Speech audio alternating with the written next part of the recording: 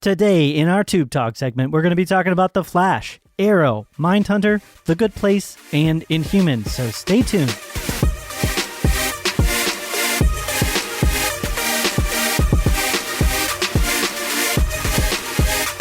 Welcome to The Real Review, sponsored by Parametric and Lazy Ape Studios, where you get some of the latest happenings, real thoughts, and perspectives in the world of film and television. And this is our Tube Talk episode, like I said. Welcome to it, where we have already talked about everything, right, Matt? And welcome. Yes, and welcome. We talked about everything prior to even starting the Tube Talk. I know, so we were like, stop talking, we need to talk about it on the show. I had to cut that off so we could save some of that good content. We love talking about film and television so much that we have people telling us to stop talking. That's how much we like talking about it. Yeah. I was going to get super deep there. I actually have had numerous people recently just be like, you really like talking about films, don't you? And I was like, I do a podcast. So my wife gives me such a hard time about it. Yeah. In a loving way. She's not mean. So and I definitely have people tiptoe around the topic. She's always like, you know so much about this. I always have to like leave the conversation or like just sit there and nod because I have no idea what you're talking about. Yeah, it's a curse. You know, yes, it's a curse and a blessing. We love the podcast, but definitely makes sometimes our relationships with people outside of it difficult. Yeah. Cool. So why don't you give the listeners some ways to get connected? Yeah, y'all get connected with us. From our website, you can kind of connect with us through everything, but that's realreviewmedia.com. Connect with us, namely our YouTube channel, too. We actually got launched, and it's pretty rocking and rolling right now with the trailer reaction and all that stuff. Yeah, it's at youtube.com/therealreview. Mm-hmm. And then connect with us social media, Instagram, Twitter, at realreviewmedia, and then facebook.com/realreviewmedia. Awesome. So we are going to be talking about a couple different shows, actually more than a couple, about 5 different shows. But some of these we kind of are probably going to just tiptoe into a little bit more than others. Right. We sort of have an ongoing watching with The Flash, and you already talked about season 4, episode 1. I talked about it last week, right? And you didn't get a chance to watch it, but I want to hear your thoughts because I was pretty excited about it. Right. So now we can talk spoilers. Yes. Because I have seen it. Guys, we spoil stuff on this show, so if you're not caught up on these shows, don't listen. Don't listen or jump ahead. Something like that. I should at some point come up with a breakdown in our descriptions where people will know what different topics come up. Sure. So that way they won't have to worry about spoilers. But anyway, so The Flash, season 4, episode 1. I loved this episode. Yay! You said that you did, and I was assuming there would be some aspects that. So basically, I went into it thinking that I was going to enjoy it. Yeah. Because of what you said. Yeah. And the way that you had framed it. Really what they did, like you said, is they almost in a way retconned like the whole last season. Right. I mean, they didn't spend any time talking about Flashpoint, which was amazing. They didn't spend any time talking about the whole aren't they, right? Iris thing. Yeah. And the whole, for the most part, even Caitlin has I know been she's redeemed. Like basically back. Yeah. Yes. I know there's a little bit of the thing there, but at the end, but still. Right. They're setting some stuff up, but I couldn't stand the whole, I'm evil Caitlin and I can't, I just want Caitlin. I don't care about evil Caitlin. And she was basically there the whole episode. She was. Yeah. You know what I mean? She's back, and her and Cisco have always had a really fun thing going on with each other. There was almost, I will say, romantic type. Really? And it's hard with this show, I will say, because I will personally say I don't think they've ever handled the romantic elements very well. It's always pretty much just they go from friends to engaged or friends to now we're making out. It's been really hard for me to know these natural progressions of these relationships. And so I don't know, maybe. Yeah, Barry and Felicity were almost a thing for a second. I know. Well, Season it's just, 1. Even with, you could say with Caitlin and I forget what's his name for Harry Potter. He's the character. Voldemort. Yeah, Voldemort. Yeah, he's I'm just kidding. Yeah. No, it's Malfoy. Yeah, Malfoy's character. They were pretty much just friends, then all of a sudden they're just romantically interested. Yeah. You know what I mean? It's the same thing with Cisco and the girl, the jumper from the other world. And there were some Tom Felton haters, and I think they just basically wrote him off the show, and then one line throwaway. I don't know if they'll bring him back, but they have to bring him back. You think? Yeah, I hope. I mean, I don't know. I liked him. I liked him a lot. I do agree that he can be a bit grating at times. Well, he was when he first came on season 3, for sure. Right. But I mean, but he adds an element that I think is important to the show. Oh, an English accent. Yes, an English accent. Okay, that's what we needed. Yeah, but my big thing that I really want to see, actually, that they haven't done anything with yet, is Tom Cavanaugh. They have to bring HR back. I know they need fashion. him. Yeah, so that was the one thing I really didn't like about the finale of 3. Yeah. It wasn't even the finale. It was the one before it or something like Yeah. that. But I was just like, no. The only reason I was okay with it is because, well, for one thing, there were so many other horrible things about the way that they ended that last season that it was like the least thing I was upset about. Yeah. And then additionally, it was also like a good bad thing because I'm like, well, now I get to see another version of them because they're going to go to one of the alternate universes, I'm sure, and find. I think they're just going to bring Earth 2 back. You think so? Earth 2. You don't think they'll find like the yeehaw cowboy version of no, something like that? No. I think they'll just bring Earth 2 Harrison back. And all right.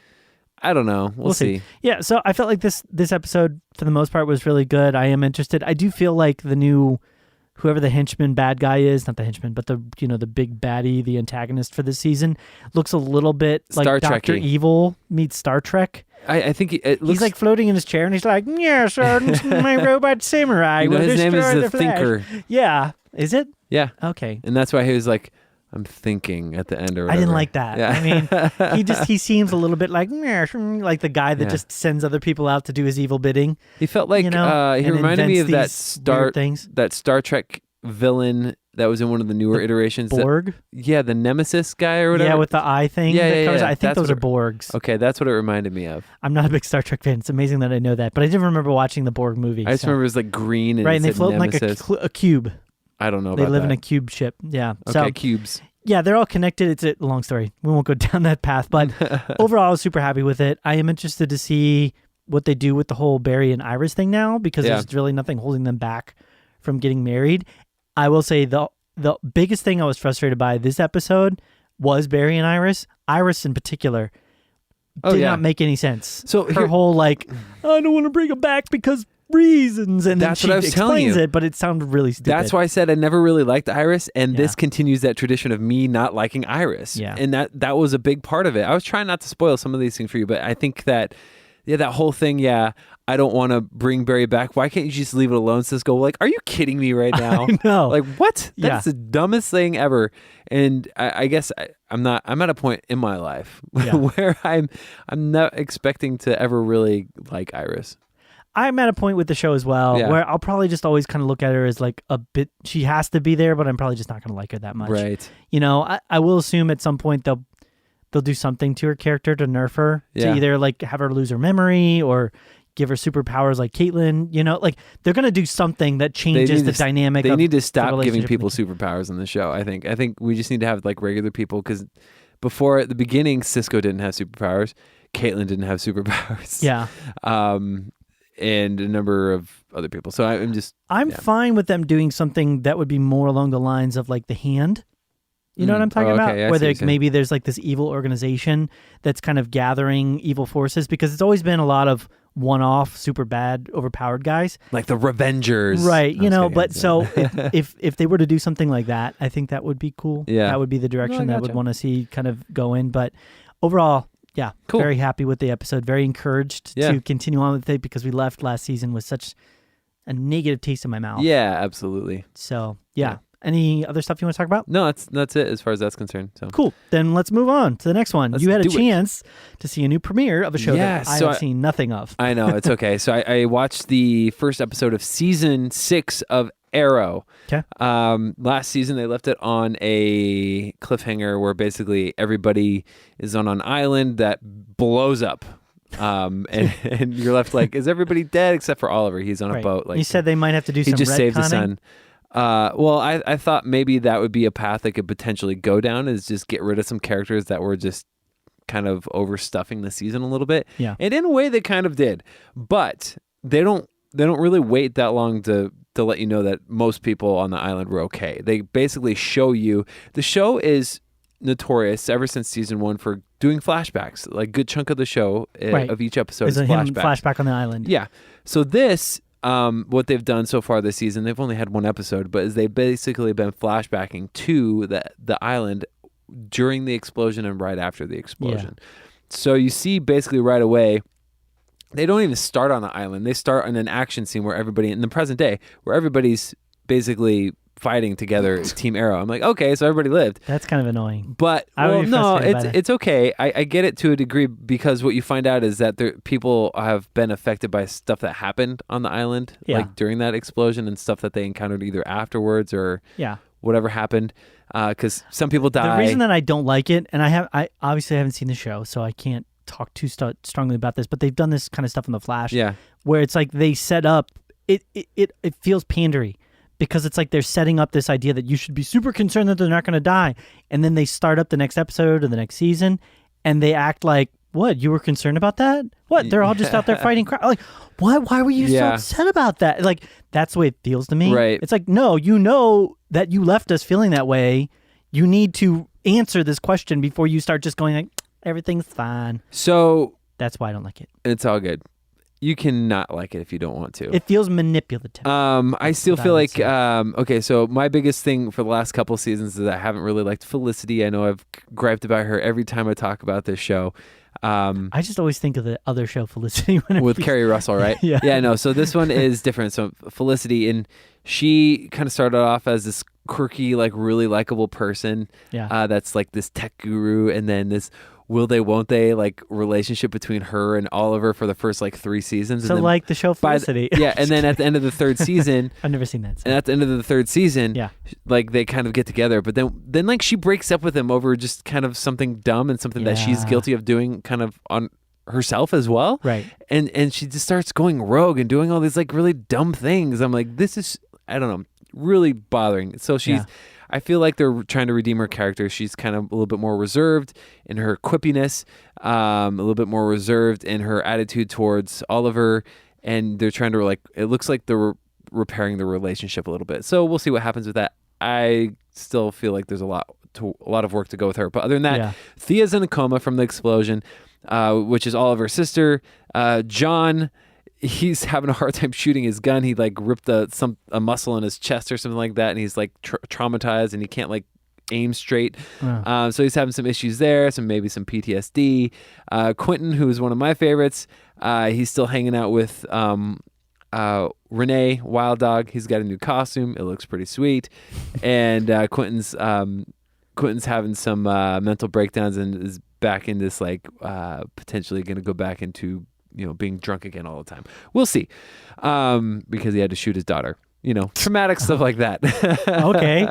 Well, that's fine. But anyways, I liked it. It's a family show. Let's just say this. I liked the show. I liked the way it started off. The opening action sequence was really cool. Yeah. And I feel like they've kind of, there was like this thing for a while where Oliver's like, I'm not going to kill anybody, but he's straight up killing people. Like, I'm pretty sure. Yeah. And the team is too. Like, a lot of people got upset about that. The first time you see Renee, he like has a shotgun and he shoots a dude. And you see like the red mist. Like, it was like surprisingly violent. Like from the blood, like exiting the dude. They had squibs. That's what they call like those. Out the back. Yeah. I was like, wow. When you see like chunks of stuff come off, I think that's a squib. Well, I think it was digital, kind of like what they do with The Walking Dead with stuff. They just added the digital effect. I'm totally changing back to subjects of The Flash. I apologize for this, but I wanted to make 2 points. One, the special effects were actually surprisingly good. I thought they were weak at the beginning, and then they got better. But the scene with the windmills, yeah, that was cool. That was really well. That was probably the best special effects I've seen them do. Yeah. Personally. But what was also your rating for the first episode of the season of The Flash? Oh, like 8.5, 9. 8.5. That's what I was going to get. 8.5 out of 10. So go ahead. Sorry. Yeah. No. Okay. But we give our ratings. Yeah. No, it's true. True story. Anyways, I like the show overall. There's a couple times where the scenes didn't really flow really well. I could tell they're really trying to up their production and do like one takes, and some of them played off really well. Like they followed someone like through a crowd of people and they come back. I thought that was really cool. Other times it didn't play off very well. Like it wasn't quite coordinated just right, so it kind of looked a little cheesy. Okay. But for the most part, I really liked it. It was cool. Some cool action sequences. They're really kind of honing in back on a new villain we don't really know yet, who saved Laurel at some point in time. And but other than that, it was a good start. I'm excited to see where it goes. Curtis was less annoying this go around. And if I had to rate it, I'd give it like a 7.5. Cool. Yeah. So would you say you're excited then for the upcoming episodes, or is it? Yeah, we'll see. Okay. Yeah, I mean, I'm excited. It took me a lot longer to get into Flash initially, and I just felt like I kind of kept watching it because I knew the Flash was going to show up every now and then. You said the Flash. Sorry, the Arrow. I kept watching Arrow because I knew that Flash was going to show up eventually, because I just started watching it because the Flash was in it. Gotcha. And anyway, it just took me a while to get into it. So, Yeah, so I'll probably keep watching it. Cool. Do they have people on Arrow that constantly show up that are better arrow shooters than Arrow? No, he's the best. That's great. He's always the best at it. Yeah.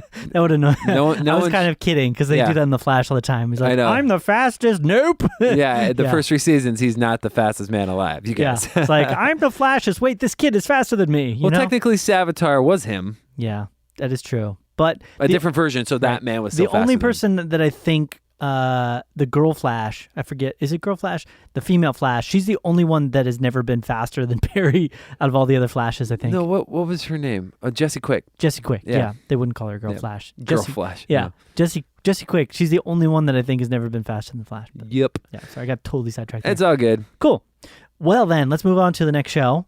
This is one that you have not had a chance to watch because we're in TV Armageddon, yeah, whatever you want to call that. This is too much for me to consume right now. It's a tidal wave of TV at the moment. I have it's only getting worse. I have 3 kids, a full-time job, and like a bunch of other stuff that I have to do. And you have a wedding coming up this weekend, and we have Stranger Things, brand new season of Stranger Things, which super excited about. Oh my gosh! They released the final trailer just on Friday the 13th. I reacted to it, guys. Yeah, we did a reaction. You can check that out on our YouTube channel. Yep. I'm really excited for it. Yeah. I know we're totally getting sidetracked here, but we're doing like some coming soon for Tube Talk. I'm like, what is this monster? At first, I thought it was like a tentacle or like a spider leg or something. A little bit. Yeah, but now it looks like a smoke shadowy type creature that I don't know. So, and then there was like these tubes that they had in the science, whatever that place is, the science testing lab. Yeah. And they were like spinning with like the smoke looking stuff in it. I was like, is it hair? Yeah, part of me was thinking, I don't know. We're gonna find out. So, but I'm super excited for it. But yes, so we're talking about a new show that has just premiered last week actually, on Netflix by David Fincher. Yep. It's called Mindhunters. No, I'm not talking about the 2005 film with LL Cool J and Val Kilmer. Oh, bummer. That's the one I watched. It's got Christian Slater, Johnny Lee Miller. It's great, which I haven't seen him in. It was on that TV show. I'm just kidding. So we're talking about Mindhunter. It's a David Fincher, another executive producer for this. She hasn't shown up yet. I'm assuming she might be in it somewhere potentially. Charlize Theron. Okay. So this one is set in 1979. It's about 2 FBI agents that are tasked with interviewing serial killers to solve open cases, if you will. It's primarily starring Jonathan Groff right now. Okay. There's a whole other cast and group of characters that I'm sure it's going to be expanding into. One of the things that David Fincher does really well with most of his project is he tends to put a good focus on main characters. Yeah. Like he develops them well. He fleshes them out. He gives you a good enough understanding of sort of their motivations. And I think this show, it's getting some very good ratings for the most part. I think it's got like a 90. Yeah, it's a 94%. Fincher's also on the dark side of things too a little bit. So he can be for sure, and he can be a bit shocking. I mean, like 7. Say it again. 7. Oh yeah, 7. Yeah. Yeah, I mean, he can definitely go into some really viscerally, some visually strong, like intense, sad, dark moments. I mean, with his murder especially. Yeah. He was actually a music video director for a really long time prior to doing, and so I think he understands the ability to show something very visually, and he is known as being like a very controlled, like he's very purposeful in what he shows and the way he structured things.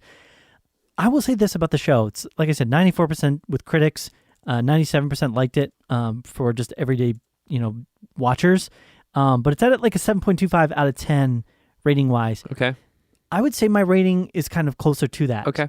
Although I'm interested to continue watching. Because you're only one episode in. One episode in, yeah. I immediately, like I have been with other shows, like House of Cards that he worked on and other movies he's done, I didn't get that same draw and the same pull. And it's not necessarily the topic, because that was really interesting to me. The idea that they need to, it's about, he's this FBI guy and he's trying to figure out how to do better with, in a way, profiling serial killers, understanding their mindsets. Sure. And it starts, I will kind of spoil a little bit, it starts at the very beginning with him showing up to this hostage situation and trying to talk a guy down. Oh. And that kind of sets you off with the idea that, like, the results of that sets you off that they're not really in a place right now where they know how to handle mental craziness, or I forget what you would call that exactly. So that kind of sets things moving, and that was interesting to me. But as of yet, there just hasn't been anything that's really pulled me in. there hasn't been really anything that I'm like, well, I'm really engaged in this ride Right. to see where this goes. You know, if I use the example of House of Cards, it's you have this idea that this guy who is completely just, you know, Machiavellian is trying to create this rise, like he's been betrayed and it's this rise to power. It's very Right. obvious where it's going. This show, it's kind of like, it's meandering. It's kind of like, well, I know they're going to try and figure out how to do this thing, which is to get in the mindset of serial killers, Yeah. but I don't really see what, that sounds really bad probably, but I don't see what the importance of that is. I don't see why that, I get it on a practical level, Yeah. but in a show that's, I'm looking for some motivation within the context of the show. Yeah. It's more just he's kind of curious and he like wants to see what this is about, and it's a whole nother world, but that really hasn't been portrayed very strongly. So I feel like maybe it'll change too. it will So, probably, yeah. and I'm sure they'll develop out, you know, what the kind of person he's going to be, and there's a romantic relationship that he's got in the show, and I think the acting is fine. Some of the dialogue was a little bit kind of rough for Okay. me in some spots, so I'm interested to see where it goes, but Okay. I wouldn't say that at this point I'm like, oh my gosh, Not hooked yet. best show. Yeah, it's No, not. I gotcha. So just on the first episode, I would put it probably close to like maybe an 8 out of 10, Okay. maybe a little bit, maybe like 7.9. That's not too bad though. No, Yeah. compared to some of the stuff we've checked out. Yeah. So, yeah. So I would definitely love to hear what our listeners Sweet. think of it too. Yeah. So awesome. Then let's move on to our next show, which Yes. is one that you can talk about. Yeah, you've guys, seen it. The Good Place. There it is. Yeah, Our random gem that we still love to talk about because it's a fun show. it is. It's a short little show compared to our hour-long meaty shows that we tend to watch. But This show, I told you, I wish it was 44 minutes. Yeah, I wish I it was know. like a full hour long. I say 44 because you have a commercial breaks, Yeah. but the first episode technically was because it was a Right. back-to-back feature. right. But we both watched this kind of. We binged it because Yeah. we'd both catch. We were both. It's so sad to be caught up. I know it's so great to binge it because I'm always wanting more chapters Yeah. to see. So yeah, what were you thinking of this most recent episode? No, I just like it. It's consistently fresh. Again, Jianyu has been one of the consistently more funny guys. He annoyed me at first, Yeah, actually. you said that. And then Jianyu Which now surprised he has like some of the more funnier stuff every time. Janet is still funny. Janet is great. yeah. I'm loving all the different iterations of her Yeah. character. So in this most recent one, we got to see like the I don't know what you would call her, like Yeah. the trophy wife version. Yeah, I like You know. how she doesn't like emote other than just kind of a pleasant smile all the time. Yeah. So she's like, actually, my name's still Janet, and he's like, you're a robot. I'm not a robot. You know, Yeah, she's just, like- says that all the she time. she says things that would normally be in a very like angry tone. Yeah. But in such a positive, friendly way. I know, all the time. Yeah, I do want her to get back with John Yu. I'm sorry. Right. So that was the best. yeah, That so was really good. spoiler, you know, John Yu hooks up with our other character, Tahani. Tahani. And I thought that was obvious. Yeah. Like it was definitely obvious. And I thought it was hilarious Yeah. because they're so polar opposite Yeah. that you can only see this going poorly. Yeah. Like, I don't see how that's going to be. They're going to have to. It's going to be like she hates herself so much yeah. that she's resorting to being with John Yu. Yeah, That's yeah. the only way that this could continue going because she just, yeah. So, but in a way, it could be a growth thing for Yeah. her. Like maybe she feels like she's hitting rock bottom, and because he was Um, there to console her, and you know he is a nice guy, even Yeah. though he's just a complete moron. Yeah, the whole cereal line. was Yeah, hilarious. a lot of the comedy too that I liked was when they actually go to the party that Vicky was throwing. Yeah. For it's like Gary or something. I can't remember the guy's Yeah. name. But there's a lot of little like funny things. But basically the gist of this episode is Michael's basically goes through an existential crisis and then a midlife crisis. Right. Kind of wrapped into one. and yeah. then Kristen Bell's character kind of brings him out of that. So Yeah. I mean it's good. It's nothing that's gonna like affect you're on an emotional level, but it's good. It's consistently good. You also get history on why Eleanor is so messed up. Her family, her parental past is awful. Yeah. You keep seeing Her why mom it's- is terrible. Yeah. Her mom starts hitting on her boyfriend at her father's funeral. I know. It's like what? You Like know? a high fiving that she lived longer than Yeah, him. it's like he's dead. High five. Yeah. The only photo we have of him is his mugshot. That's the one they use for the Yeah. yeah.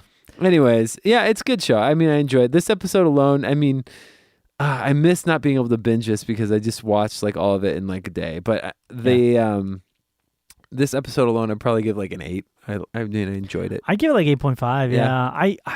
I think it just hits me in the giggle zone. Yeah. I don't know what that sounds stupid, but it's just, I don't know. It just does all the right things when it comes to the humor style. One thing I want to do is actually go back and rewatch the entire first season, knowing what I know, twists. the big twist, and just kind of like piece it all together, because that's something that they've clearly planned out. Right. Well, and that's what I like about it. It's not trying to be things it's not, but at the same time, it's well written. Yeah.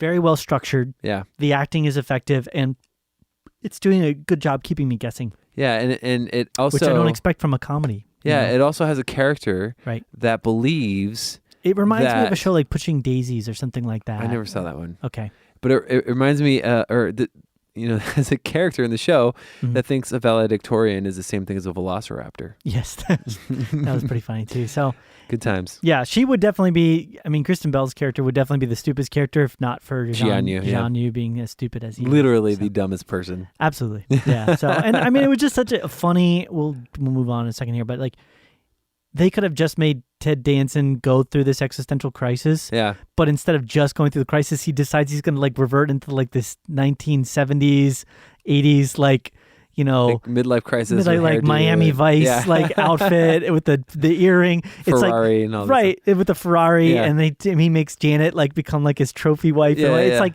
it's just the way that they play things and they play off of each other, and the way that it's constant, like I said, keeping me guessing and throwing curveballs at me in such a funny way. So awesome. Then let's move on to our last show we're going to be talking about here on Tube Your Talk. favorite, Joel. You got to stop saying stuff like that. Because it's never true. I know, it's never true. It's true.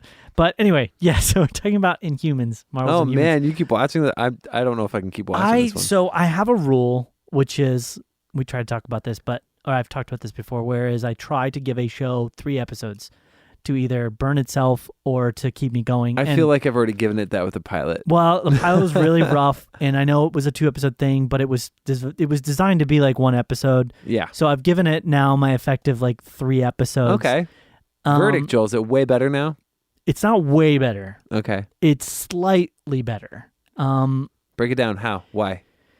The biggest reason I would say is that they've taken a lot of emphasis off of the whole, like, I felt like one of the biggest parts of the whole first episode was this like heritage and like the lore of lineage the and Indians, the hierarchies, and the hierarchies.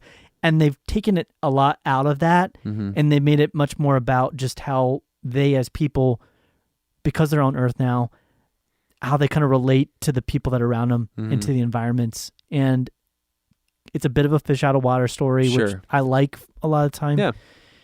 And so it's gotten more effective at that, and I think the action doesn't feel forced. It doesn't feel silly.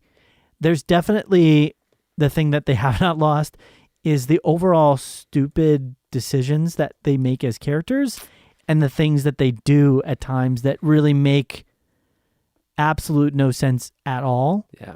I mean, a good example, not the most recent, it was 1 episode ago, Medusa, she's at the beach and she's walking down and she sees this guy go up to an ATM machine and put his card in and gets money out. And then, so she walks up to it and she starts talking to it and she's like, machine, I need money. I'm Medusa. I'm the queen of, it's like, you just saw him put a card in. Why would you think that you could suddenly walk up to it and talk? And it's, I know it sounds minor, but it's like constantly things like that where it's like, they're just trying to set things up for like a moment or play for comedy or something. Play for comedy or kind of like change things around to fit the needs of the moment, the needs of the show, or the needs of where they want people to get at emotionally. Yeah. And so I've become slightly more interested because I think the characters are more about relating to each other and connecting.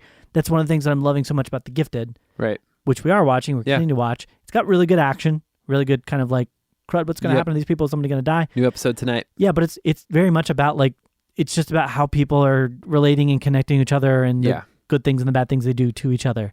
And not as much about like, the world of the X-Men and the lore and the, the world. If they spend so much time just talking about the odds that they are with each other instead of just showing that, then I would like this a lot less. Gotcha. You know what I mean? Where in Humans, it's constantly talking about, there's a caste system and I've always been treated badly and but they've gone in, they've started showing, like they're doing flashbacks now a lot more. in Oh, okay. Inhumans, I got and they're it. showing, okay, well, they were treated this way and this happened to them. Sure. And that impact. So it's becoming more visually interesting. I got you. But has it turned into a good show? I cannot say that it has, Matt. Well, I can't remember. We rated the first like episode like I don't even 2 remember. or something like I that. so tried to push it out of my mind. Yeah. On a scale of 1 to 10, I would probably give it more of like a 4.5 or Okay. 5 out of 10 at this point. Wow, that's like a step up. It's twice the score. Yeah, man. Almost if we put it at a 2. Yeah. But I don't think it's must-see TV Yeah. at all. I would be surprised at this point if it lasted beyond the season. Right.